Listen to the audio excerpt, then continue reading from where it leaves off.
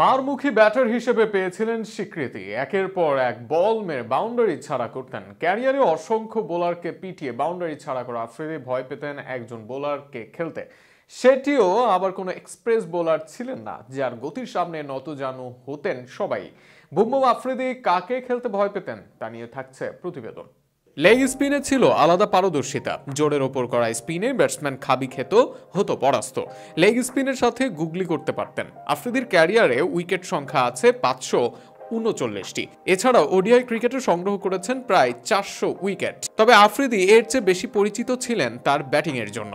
মাঠে নেমে ধুমধারাক্কা 6 হাঁকিয়ে boom boom খেতাব পেয়েছেন। যে আমলে ওডিআই ক্রিকেটে ছিল বোলারদের রাজত্ব, সেখানে আফ্রিদি ব্যাটিং করেছেন 117 স্ট্রাইক রেটে। এছাড়াও একটা সময় ওডিআই ক্রিকেটের দ্রুততম শতকের মালিক ছিলেন তিনি। হালের টি-20 ক্রিকেট শুরুর আগে যেন এই ফরম্যাটকে মানুষের কাছে তুলে এনেছেন পাকিস্তানের আফ্রিদি।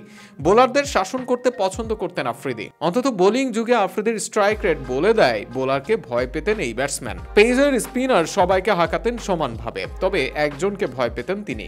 চ্যাম্পিয়ন্স টিভি উপলক্ষে পাকিস্তানি টেলিভিশন চ্যানেল সামান টিভিতে আসেন আফ্রিদি। ওডিআই টুর্নামেন্টটির আগে নিজের ওডিআই ফরম্যাটে খেলা নিয়ে মন্তব্য করেন তিনি। আর সেখানে আফ্রিদিকে প্রশ্ন করা হয় এমন একজন বোলার কে যার মুখোমুখি হতে ভয় পেতেন আফ্রিদি। এতে জবাব দেন তিনি।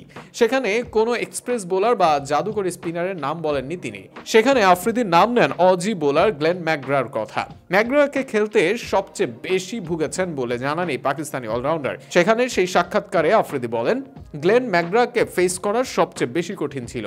এমন না তার সঠিক লাইন লেন্থের জন্য, এর সাথে সে দারুণ সুইং ডেলিভারি করত। একই সাথে তার বাউন্সার ব্যাটসম্যানদের ঘাবড়িয়ে ফেলত। তার বল খেলা বেশ কঠিন ছিল।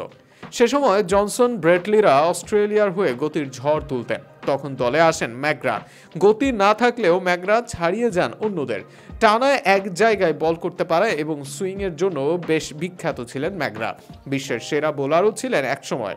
অবসরের আগে টেস্টে 563 এবং ওডিআই ক্রিকেটে আদায় করেন 381 উইকেট।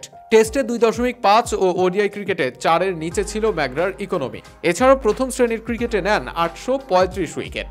সব মিলিয়ে এমন একজন বোলারকে মুখোমুখি হওয়া যে কারোর জন্যই হবে কঠিন ব্যাপার।